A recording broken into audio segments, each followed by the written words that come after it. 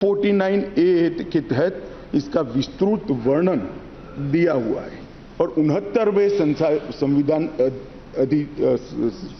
संविधान संशोधन के द्वारा इसको लिया गया है। मैं एक जो रिपोर्ट है इसका कोट भी पढ़ना चाहता हूं। पहले मैंने जवाहरलाल नेहरू जी को पढ़ा, आम्बेडकर जी को पढ़ा। श्री रिंकू जी आम्बेडकर जी को कह रहे थे कि आम्बेडकर की भावना के खिलाफ काम करे हो।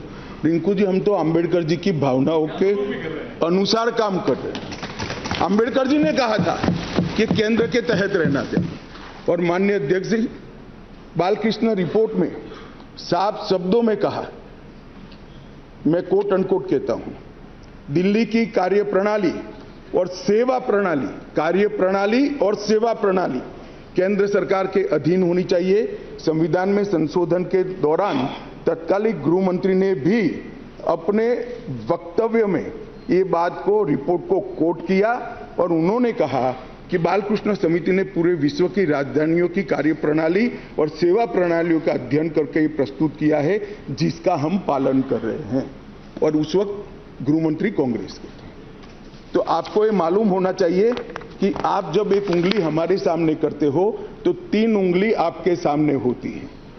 और मैं तो कहता हूं उस वक्त उचित ही किया था और आज हम जो कर रहे हैं वो ही उचित ही कर रहे हैं।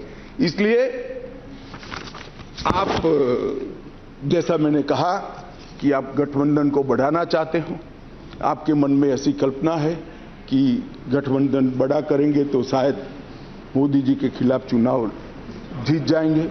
भाई और 2-3 लोगों को ढूंढ लाओ, जितने हो सके इतना इकट्ठा कर लो, अगले प्रधानमंत्री नरेंद्र मोदी जी ही बनने वाले।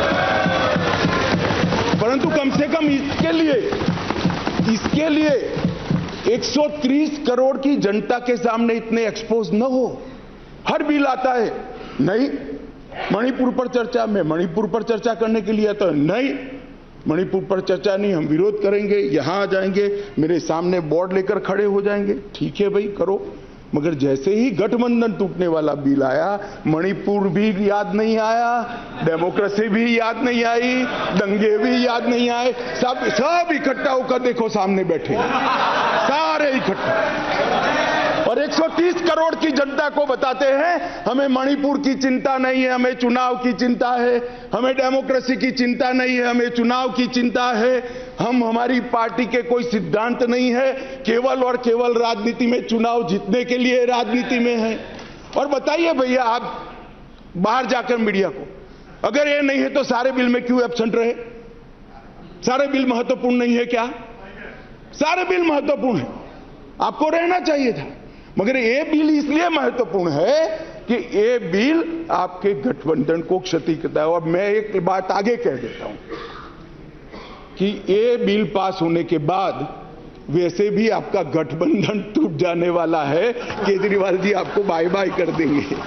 माननीय अध्यक्ष जी, एक बात आई कि भाई अध्यादेश क्यों लेकर आए।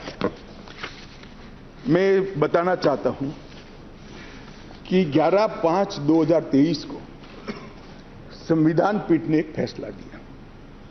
अब संविधान पीठ के फैसले को कोई ध्यान से पढ़ेगा तो वो फैसला कहता है, इन अ वे संविधान पीठ ने 2 जजों की खंडपीठ का, बेंच का गाइडेंस किया है।